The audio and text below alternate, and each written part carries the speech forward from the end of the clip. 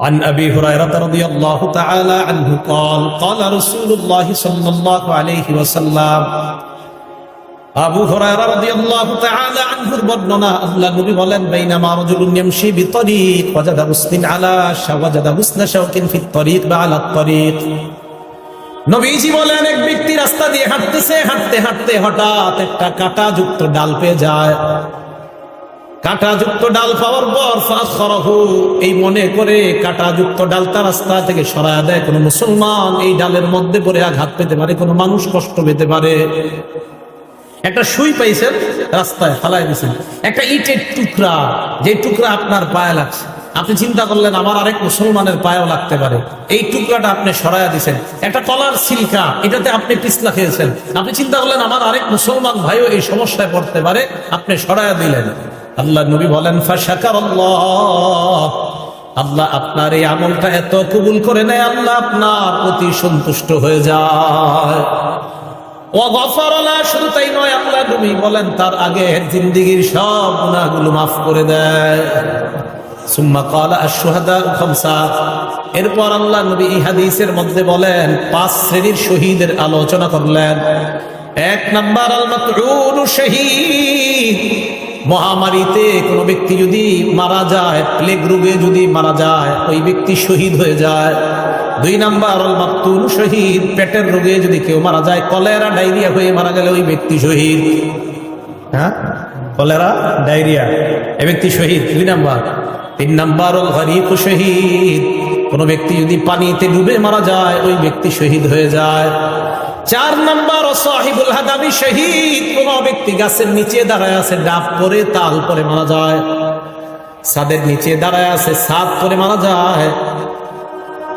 কার নিচে আপনি দাঁড়িয়ে আছেন, হঠাৎ ছাদের থেকে একটা ইট আপনার মাথায়, ফুলের টপ পরে আপনার মাথায় পড়ে আপনি মারা গেলেন, আল্লাহ নবী বলেন শাহাদাতের মর্যাদা পেয়ে গেলাম। 5 নাম্বার শহীদ ফি সাবিলিল্লাহ, আল্লাহর রাস্তায় যে জিহাদ করে শহীদ হয়, ব্যক্তি শহীদ হয়ে যায়। হাদিসের শেষে আল্লাহ নবী বলেন দুনিয়ার মানুষ তোমরা জানো, লাউ ইয়ালামুন নাস মা ফিন নিদাই ওয়াস সাফিল আউয়াল, মানুষ যদি জানতো প্রথম কাতারে নামাজ পড়ার কি উপকারিতা, আর আজান দেওয়ার মধ্যে নামাজ আর আজান দেওয়ার মধ্যে কি উপকার, মানুষ যদি জানতো প্রথম কাতারে নামাজের কি ফায়দা, আজানের কি ফায়দা, সুম্মা লাম ইয়াজিদু ইল্লা আইয়াস্তাহিমু আলাইহি লাস্তাহামু আলাইহি, মানুষ যদি প্রথম কাতারের ফজিলত জানতো, লটারি করে হলেও মানুষ যুদ্ধ করে হলেও প্রথম কাতারে নামাজ পড়ার চেষ্টা করত। আর যদি আজানের ফজিলত জানতো, লটারি করে হলেও নিজের নাম লিস্টের মধ্যে এনে মুসলমান আজান দেওয়ার চেষ্টা করত। তাহলে আপনারা যদি জানতেন ফজিলত, নবীজি বলেন মানুষ বুঝতেছে না কেন যে প্রথম কাতারের ফজিলত, আজানের কি পরিমাণ ফজিলত, এগুলা মানুষ খুব মুয়াজ্জিনের অপেক্ষায় থাকে। আমাদের সকলকে আল্লাহ সহি শুদ্ধভাবে আজান শিখে এই আজানের আমল যেন আমরা করে আল্লাহর কাছ থেকে এই ফজিলত অর্জন করতে পারি, আল্লাহ তৌফিক দান করেন। সবাই আজান দেওয়ার নিয়ত হয়েছে তো ইনশাআল্লাহ? এগুলো 2 নাম্বার। 3 নাম্বার, আজান যে ব্যক্তি দেয় কিয়ামতের ময়দানে তার গলা সবচেয়ে লম্বা হবে। মানে কি জিরাফের মতো? হ্যাঁ, মন দিয়ে শোনেন। মুসলিম শরীফের 387 নাম্বার হাদিস, 387, আমাদের মাদ্রাসা সিলেবাস অনুযায়ী 387, মোট হাদিস সংখ্যা হবে 3033টা। এই হাদিসের বর্ণনাকারী তালহা ইবনে ইয়াহইয়া। এই তালহা ইবনে ইয়াহইয়া ওনার চাচা থেকে বলেন, ওনার চাচা বলেন কুনতু ইনদা মুআবিয়া ইবনে আবি সুফিয়ান রাদিয়াল্লাহু তাআলা আনহুমা। তালহা ইবনে ইয়াহইয়া বলেন আমার চাচা ইমাম মুআবিয়া, আমির মুআবিয়ার কাছে ছিলেন। ফাজাআহুল মুয়াজ্জিন, মুয়াজ্জিন আসছে, ইয়াদউহু ইলাস সালাহ। মুয়াজ্জিন আইসা কয়, আমির মুআবিয়াকে বললেন নামাজের সময় হয়েছে, মসজিদে চলেন। আমির মুআবিয়া বললেন মুয়াজ্জিন দাঁড়াও। সামি'তু রাসূলুল্লাহি সাল্লাল্লাহু আলাইহি ওয়াসাল্লাম ইয়াকুল, আমি আল্লাহর নবীকে বলতে শুনেছি, আল মুয়াজ্জিনুনা আতওয়ালুন নাসি আ'নাকাই ইয়াউমাল কিয়ামাহ, কিয়ামতের ময়দানে মুয়াজ্জিনের গলাটা কোটি কোটি মানুষের মাঝে লম্বা হয়ে যাবে। লম্বা দ্বারা কি উদ্দেশ্য মনে রাখবেন 2টা। 1 নাম্বার, আকসারুন নাসি মুতাশাউফিফান বা তাশাউফান ইলা রাহমাতিল্লাহ, কিয়ামতের ময়দানে মুয়াজ্জিন অন্যান্য কোটি কোটি মানুষের চাইতে আল্লাহর রহমতের অধিক প্রত্যাশী হবেন। মুয়াজ্জিন আশায় থাকবে যে আমি মুয়াজ্জিন ছিলাম দুনিয়াতে, কিয়ামতের মাঠে আমি রহমতের বেশি প্রত্যাশী। নবী বলেন এই লম্বা গলা দ্বারা এটা উদ্দেশ্য। 2 নাম্বারটা বুঝেন কি? 2 নাম্বার, 1 নাম্বারটা আরেকটু বুঝেন। লিআন্নাল মুতাশাউইফা ইউতিলু উদুখা ইলা মা ইয়াতাকাল্লাউ আলাইহি, যে ব্যক্তি আকাঙ্ক্ষা করে কোনো জিনিসের, ওই ব্যক্তি তার আকাঙ্ক্ষিত বস্তুটার দিকে গলাটা এইভাবে বাড়ায়া থাকে। যেই ব্যক্তি কোনো জিনিসের আকাঙ্ক্ষা করে, আগে তো রেজাল্ট বের হইতো বোর্ডে, এখন তো মোবাইলে বের হয়ে যায়। আগে যখন পরীক্ষার রেজাল্ট দিত আমরা হাসি উল্লাস করতে করতে স্কুলে যাইতাম আমাদের রেজাল্ট দেখার জন্য। তো যাওয়ার পরে মনে করেন কারো 1, 2, 3-এর মধ্যে আসছে যারা, ওই 3 জন কি করে আপনার সবার মাঝে এইভাবে গলাটা সামনে বাড়ায় দিতে চায় তার রেজাল্টটা দেখার জন্য। বোঝা গেল কোনো ব্যক্তি কোনো জিনিসের আকাঙ্ক্ষা আর আকাঙ্ক্ষিত বস্তুটা যদি দামি হয়, বাজারে মাছ আসছে আপনার রুই মাছ ভালো ভালো, আপনারা 10-20 জন সামনে দাঁড়ায় আছেন, বড় রুই মাছটার দিকে পিছন থেকে সবাই খালি গলা এইভাবে বাড়ায় বাড়ায় দেখতে চায়। বোঝা গেল আকাঙ্ক্ষিত জিনিস, যেই জিনিসটা মানুষ কামনা করে ওইটার দিকে গলাটা একটু আগে বাড়ায়। তাই আল্লাহ রাসূল বলেন কিয়ামতের ময়দানে মুয়াজ্জিনকে আল্লাহ এত রহমত দান করবেন, এত সওয়াব দিবেন যে সে তার সওয়াবের জন্য বারবার গলাটা আল্লাহ রহমতের দিকে উঠাবে। কি মনে থাকবে সবার? এটা হলো লম্বা গলা। 2 নাম্বার, কিয়ামতের ময়দানে মুয়াজ্জিন নেতা হবে। সুবহানাল্লাহ, কি হবে? নেতা। ওয়াল আরাবু তাসিফু, আরবরা নেতাকে তাসিফু সাদাতা বিতুলিল উলুম, আরবরা কখনো কখনো নেতাকে বলে লম্বা গলাওয়ালা। আরবরা কখনো কখনো লম্বা গলা দ্বারা নেতা উদ্দেশ্য করে থাকে।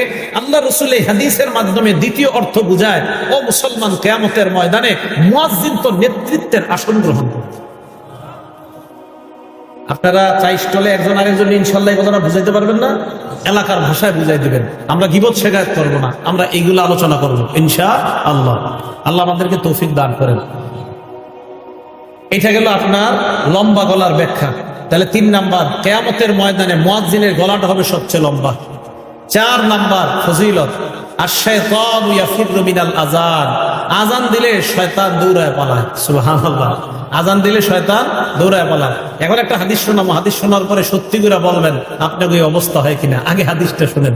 সহিহ বুখারী হাদিস নাম্বার 608 নম্বর হাদিস। এই হাদিসের বর্ণনাকারী আবু হুরায়রা রাদিয়াল্লাহু তাআলা আনহু, তিনি বলেন, عن أبي هريرة رضي الله تعالى عنه قال قال رسول الله صلى الله عليه وسلم إذا نودي للصلاة أدبر الشيطان وله درات, আযান যখন দেওয়া হয় শয়তান পিছনের রাস্তায় হাওয়া ছাড়তে ছাড়তে পালায়। সুবহানাল্লাহ। হাত্তা লা ইয়াসমা'ু আত-তাযীন, এমন দূরত্বে চলে যায় যে দূরে গেলে আর আযান শোনা যায় না। এই জন্য মাইকের আযানের আওয়াজ যত দূরে যাবে শয়তান এই পরিমাণ দূরে চলে যায় যেন আর আযানের আওয়াজ শোনা না যায়। এরপরে দেখেন, হাত্তা ইযা কাদান নিদা, মুয়াজ্জিন সাহেব যখন আযান শেষ করে, আকবালা, শয়তান আবার আয়েশা মসজিদের আশেপাশে ঘুরতে থাকে আর মুসল্লিদের অপেক্ষা করতে থাকে, আসো মুসল্লিরা আসো। হাত্তা ইযা সুওয়া বিস-সালাহ, এরপর যখন আযান ইকামত দেওয়া হয়, কি ইকামত দেওয়া হয়, আদবারা, শয়তান আবার পালায়। হাত্তা লা ইয়াসমা আত-তাসবিহ, ইকামত যেন শোনা না যায় এই দূরত্ব পালায় যায়। হাত্তা ইযা কাদা আত-তাসবিহ, ইকামত শেষ হলে আবার শয়তান দৌড়ে আসে। আসার পর হাত্তা ইয়াখতুরা বাইনাল মারই ওয়া নাফসি, মানুষের মাঝে আর তার নফসের মাঝে শয়তান বৈশা ধোঁকা দেওয়ার চেষ্টা করে। আর শয়তান ওই ব্যক্তিকে বলে, উযকুর কাযা ওয়া কাযা লিমা লাম ইয়াযকুর, শয়তান মুসল্লিকে বলে ওইটা স্মরণ কর, ওইটা স্মরণ কর, যেগুলো নামাজের বাহিরে মুসল্লির কোনোদিনও স্মরণ হয় না। এই হাদিসের অনুবাদ এটা, শয়তান মুসল্লিরে কয় এটা স্মরণ কর, ওইটা স্মরণ কর, লিমা লাম ইয়াযকুর, যেটা এই মুসল্লি জিন্দেগিতেও স্মরণ করে না নামাজে। যেমন আপনি নামাজে দাঁড়াইছেন, আপনার বয়স বর্তমানে 31 বছর 32 বছর, শয়তান আপনার বলবে তুই যে 7 বছর বয়সে তোকে ডেঙ্গাটা দিয়ে হাঁটছিলি মনে আসিনি, আচ্ছা কি দরকার আছে এটা এখন মনে করাবো। এইগুলা ফাউল জিনিস শয়তান আপনাকে মনে করাবে নামাজে। তো রাসূল বলেন শয়তান আপনাকে বলবে উযকুর কাযা ওয়া কাযা লিমা লাম ইয়াযকুর, তোমার এমন এমন জিনিস শয়তান মনে করাবে যেগুলো তোমার জিন্দেগিতেও মনে করে না। এবার সত্যি করে বলেন তো এরকম জিনিস আসে কিনা নামাজে? নামাজে দেখবেন যত আজগুবি, আপনার নামাজে মনে হবে আমি যদি বিল ক্লিনটন হইতাম, আচ্ছা কি দরকার আছে আপনার এটা মনে হওয়ার? এইগুলা শয়তান আপনাকে নামাজে এরকম মনে করা। রাসূল আকরাম সাল্লাল্লাহু আলাইহি সাল্লাম বলেন, শয়তান আজান শুনলে পালায়। তাহলে বলেন তো, যে জিনিসের মাধ্যমে শয়তানকে দৌড়ের উপর রাখা যায়, এই আমলটার নাম কি? আজান। সবাই বলেন এই আমলের নাম কি? তো আমরাও চাই না, আমরাও ইনশাল্লাহ একদিন আমাদের এই অস্ত্র দিয়ে শয়তানকে দৌড়ের উপর রাখবো। কারা কারা চাই ইনশাল্লাহ? তাহলে অন্তত জীবনে একদিন হলে আজান দিয়ে, যেন আপনার আজানে শয়তান দৌড়ের উপর থাকে। আল্লাহরে বলতে পারবে, আল্লাহ ওরে একদিন দৌড়ের উপর আমি রাখছি। এখন কথা হলো, শয়তান আজান শুনলে কেন পালায়? দুই কারণ। বলেন কয় কারণ? হ্যাঁ, মনে রাখবেন। এক নাম্বার, শয়তান আজান শুনলে পালায় এই কারণে পালায়, হাত্তা লা ইয়াশহাদা লিল মুআজ্জিন ইয়াউমাল কিয়ামা। শয়তান যেন কিয়ামতের ময়দানে মুয়াজ্জিনের পক্ষে সাক্ষী না দেয়, তাই শয়তান পালায়। হাদিসে আসছে, আজান যেই শুনবে সেই সাক্ষী দিবে। তো শয়তান যদি শুনে, ও তো সাক্ষী দিতে হবে। তাই শয়তান পালায় যায় যেন মুয়াজ্জিনের পক্ষে আল্লাহর কাছে সাক্ষী দেওয়া না লাগে। এক নাম্বার এই কারণে পালায়। দুই নাম্বার, শয়তান পালায়, ইবনে হাজার আসকালানী রাহমাতুল্লাহি আলাইহি বুখারী শরীফের ব্যাখ্যা গ্রন্থ লেখছে ফাতহুল বারী 2 নম্বর খণ্ড 87 নম্বর পৃষ্ঠায় উনি লেখেন, লিআন্নাল আযানা দুআউন ইলা সালাতিল মুশতামিলা। কেননা আজান এমন এক আহ্বান, যে আহ্বান মানুষকে নামাজের দিকে ডাকে। এমন নামাজ, যেই নামাজ মুশতামিলাতুন আলা সুজুদিল্লাযী আবা, যেই নামাজের মধ্যে সেজদা আছে, আর ওই সেজদা শয়তান অস্বীকার করেছে আল্লাহর সামনে। আল্লাহ বলছিল উসজুদু লি আদম, শয়তান সেজদা করে নাই। আল্লাহ বলছে শয়তানকে, ইবলিসকে বলছে উসজুদু লি আদম, আদমকে সেজদা করো। ইবলিস সেজদা করে নাই। বলেন তো, মুয়াজ্জিন আজান দিলে আমরা যে ইবাদত করতে যাই, এটার নাম কি? নামাজ। নামাজের মধ্যে সেজদা আছে না নাই? তো যেই নামাজে সেজদা আছে, এমন নামাজের আহ্বান শয়তান এই জন্য শুনতে চায় না যে তোরা এমন এক কাজ করবি একটু করে সেজদা, যে সেজদা অস্বীকার করার কারণে আল্লাহ আমার জান্নাত থেকে বের করছে। আমি এমন আজান শুনতে চাই না। তাই শয়তান আজান শুনলে পালায়া যায়, যেন ও আপনার আর আমার বন্ধু না হয়। কারণ ও তো সেজদা অস্বীকার করে, আমরা সেজদা স্বীকার করি। ও অস্বীকার করার জন্য পালায়া যায়। এই দুই কারণে শয়তান পালায়। এক নাম্বার, কিয়ামতের ময়দানে যেন সাক্ষী দেওয়া না লাগে। দুই নাম্বার, নামাজের যে সেজদা, এই সেজদা তো শয়তান অস্বীকার করে, আর আমরা স্বীকার করি। শয়তান পালায় এই কারণে, মুয়াজ্জিন তুমি যে নামাজের দিকে ডাকতেছো, আমি তো এই নামাজ স্বীকারই করি না, তাই আমি শুনতেও চাই না, তাই শয়তান পালায়।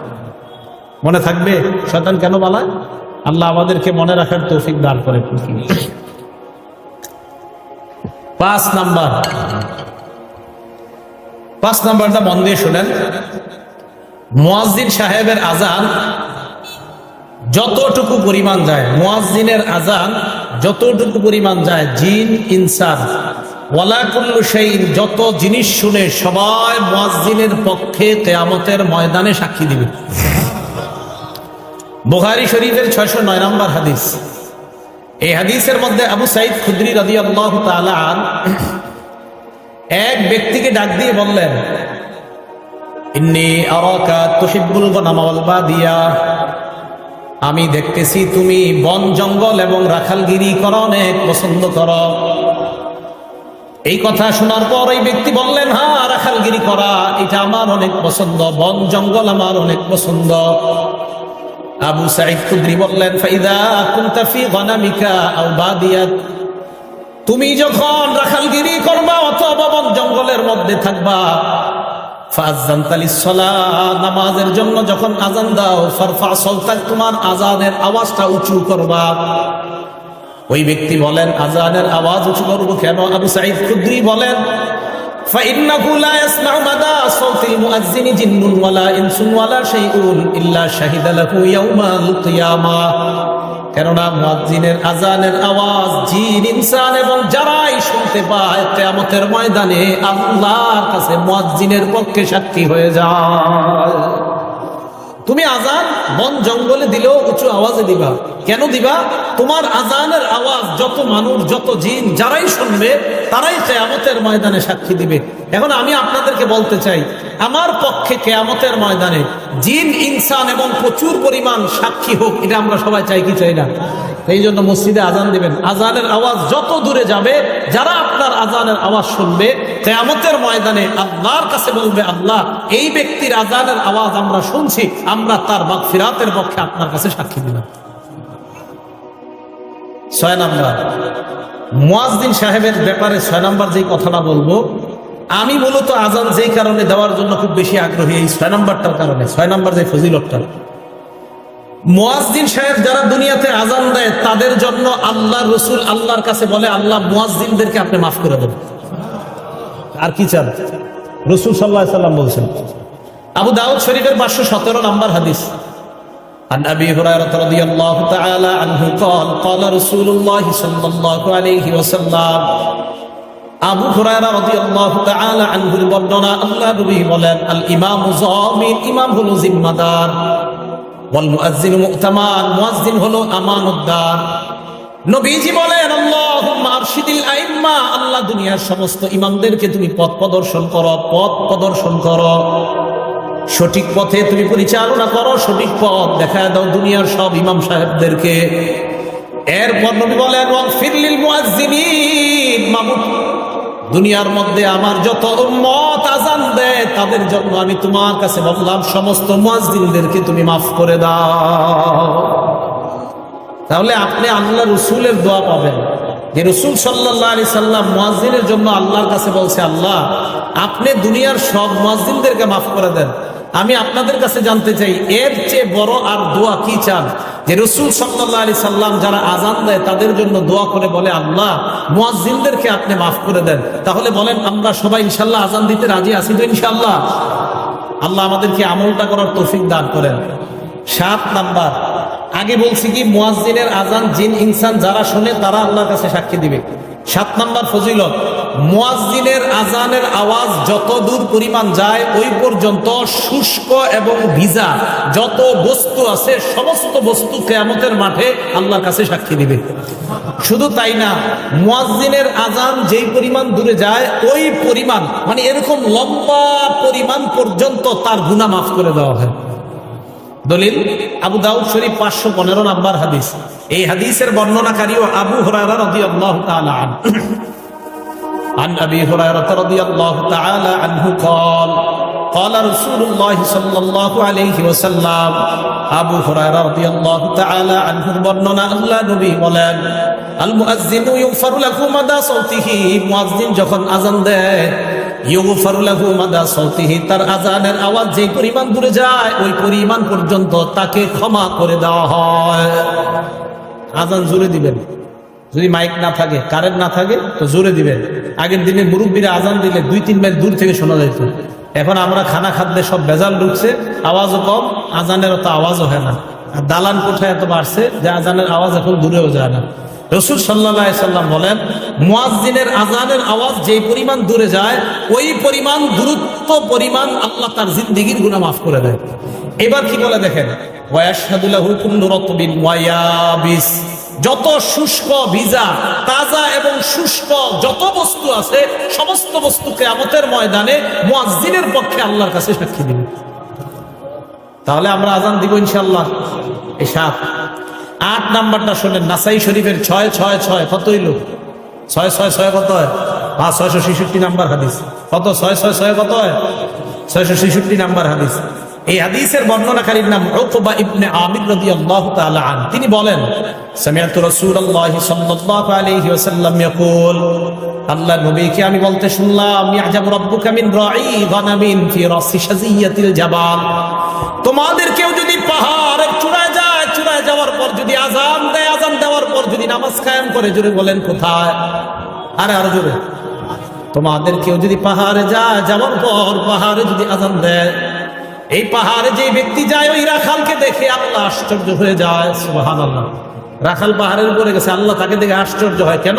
ফায়ুআযযিনু লিস-সালাহ, নামাজের সময় হলে সে আজান দেয়।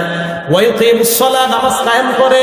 ফায়াকুলুল্লাহ, আল্লাহ ফেরেশতাদেরকে বলে, উনজুরু ইলা আবদি হাদা, আমার এই রাখাল বান্দার দিকে তাকাও, পাহাড়ের উপর আসছে, আজান দিছে, নামাজ আদায় করছে, নামাজ কায়েম করছে।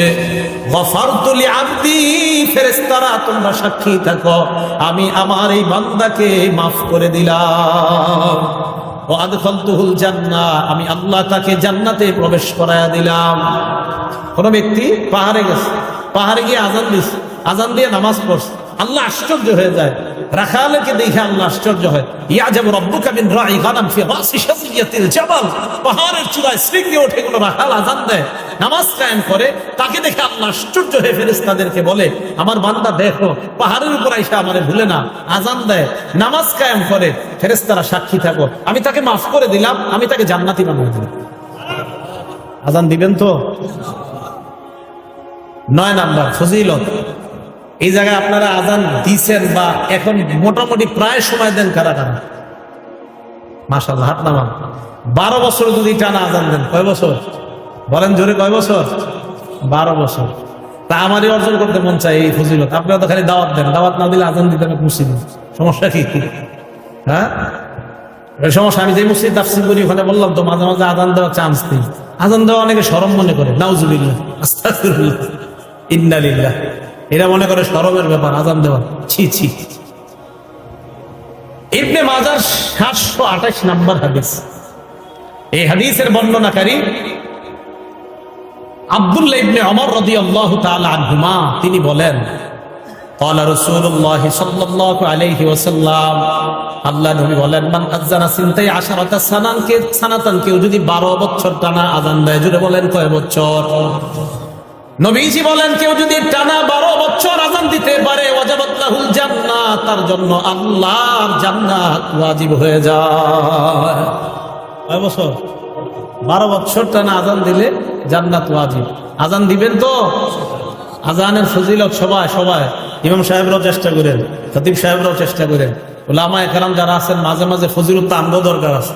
এই সাধারণ জনগণ লম্বা গলা দিয়ে আল্লাহর কাছ থেকে রহমত দিব, তা আমরা হুজুররা কি করবো? আমাদেরও দরকার আছে ফজিলত। 9 নাম্বার। 10 নাম্বার, একটু আজীব এক ফজিলত। মুয়াজ্জিনের আযান শুইনা যারা নামাজে আসবে, এই নামাজিরা নামাজ পড়ে যে পরিমাণ সওয়াব পাবে, মুয়াজ্জিন একা সেই সওয়াব সব পাবে। তাবরানী শরীফ 2 নাম্বার খন্ড 288 নাম্বার পৃষ্ঠা। এই পৃষ্ঠায় আসছে আবু উমামা বাহিলী রাদিয়াল্লাহু তাআলা আনহুর বর্ণনা। দেখেন কি কয়, আজরুহু আজরু মান সাল্লা মাআহ, আজরুহু আজরু মান সাল্লা মাআহ, মুয়াজ্জিনের প্রতিদান ওই পরিমাণ যেই পরিমাণ মুসল্লি তার সাথে নামাজ পড়েছে, তারা যেই পরিমাণ সওয়াব পাবে, মুয়াজ্জিন ওই পরিমাণ সওয়াব আল্লাহর কাছ থেকে পাবে। তাহলে আযান আর দিন না, নাকি দিবেন? ইনশাআল্লাহ আযান সবাই দেওয়ার চেষ্টা করবেন, সহি শুদ্ধভাবে আলেমদের কাছ থেকে শিখবেন, শিখার পর আযান দেওয়ার চেষ্টা করবেন। আল্লাহ আযানের এই ফজিলতগুলা, ফাজাইলগুলা আমাদের সকলকে অর্জন করার তৌফিক দান করেন। তাহলে আযান দেওয়ার চেষ্টা আমরা ইনশাআল্লাহ করবো। চান্স দিব তো ইনশাআল্লাহ? আসলে সত্যি করে মন থেকে বলেন তো, কাদের কাদের এখন মনে হইতেছে না ইনশাআল্লাহ এই ফজিলতটা আমরা অর্জন করা দরকার? সত্যি সত্যি দরকার তো এই আমলটা কইরেন। দুনিয়ার শ্রেষ্ঠ কথা, হাইয়া আলাস সালাহ হাইয়া আলাল ফালাহ, আসো কল্যাণের দিকে, আসো নামাজের দিকে, এর চেয়ে আর উত্তম কথা আর কি হতে পারে?